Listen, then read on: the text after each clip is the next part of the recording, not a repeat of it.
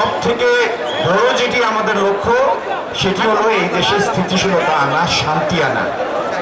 নির্যাতনের মুখে এমন একটি উদ্দীপনামূলক নেতৃত্ব দিয়েছেন এই দলকে, পরিশেষে যিনি দল এবং দেশকে তার নেতৃত্বে একতাবদ্ধ করতে পেরেছেন আমাদের সেই নেতা জনাব তারেক রহমান। আগামী দিনের আমাদের যুদ্ধ হচ্ছে বাংলাদেশকে স্বাভাবিক করার যুদ্ধ, এই দেশের মানুষের মালিকানা আবার এই দেশের উপর প্রতিষ্ঠিত করার যুদ্ধ। সেই যুদ্ধে সব থেকে বড় যেটি আমাদের লক্ষ্য সেটি হলো এই দেশের স্থিতিশীলতা আনা, শান্তি আনা, যাতে এই দেশের মানুষ এবং বাইরের মানুষ বিনিয়োগকারী প্রত্যেকে আশ্বস্ত হতে পারে যে বাংলাদেশে তাদের বিনিয়োগ নিরাপদ। আগামী দিনে আমাদের যুদ্ধ এই দেশে আইনের শাসন প্রতিষ্ঠা করা, এই দেশকে একটি প্রাতিষ্ঠানিক ভিত্তির উপর দাঁড় করানো, আর মানুষকে রাষ্ট্রীয় কাজের প্রত্যেকটা কাজের সাথে জনমানুষের সম্পৃক্তি ঘটানো।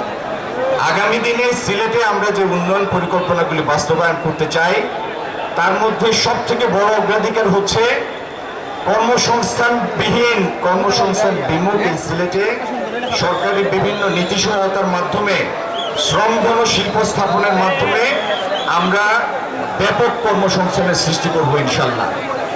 আমরা শিক্ষিত তরুণ তরুণীদের আইটি সংশ্লিষ্ট বিভিন্ন পেশায় প্রশিক্ষণ দিব, প্রণোদনা দিব, লজিস্টিক সাপোর্ট দিব এবং সিলেটকে একটি আইটি হাব হিসাবে গড়ে তুলব ইনশাল্লাহ। এই সিলেটের বিস্তীর্ণ কৃষি জমিতে শুধুমাত্র শুকনা মৌসুমে সেচের পানির অভাবে আর পানির নিষ্কাশন করার আয়োজনের অভাবে, ভৌগোলিক কারণে কিছু জমিতে 2 মাস পানি জমে থাকে, সেই পানি নিষ্কাশন করতে না পারায় শুধু সিলেট জেলায় আমরা 8 লাখ টন খাদ্যশস্য উৎপাদন থেকে বঞ্চিত হই। আগামী দিনে সিলেটের সেই প্রতিটি জমিতে আমরা সেচের পানির ব্যবস্থা করব। এই সেচের পানির ব্যবস্থা করার সূত্র আমাদেরকে দিয়ে গিয়েছেন বিএনপির প্রতিষ্ঠাতা শহীদ রাষ্ট্রপতি জিয়াউর রহমান। আজকে থেকে 40-45 বছর আগে তিনি সিলেটের কান্দিগাঁও ইউনিয়নের বাসিয়াতে এসে নিজের হাতে কোদাল চালিয়ে খাল কাটার উদ্বোধন করেছিলেন। সেই খালকে আবার আমরা পুনরুজ্জীবিত করব, যেখানে প্রয়োজন স্লুইস গেট দিব।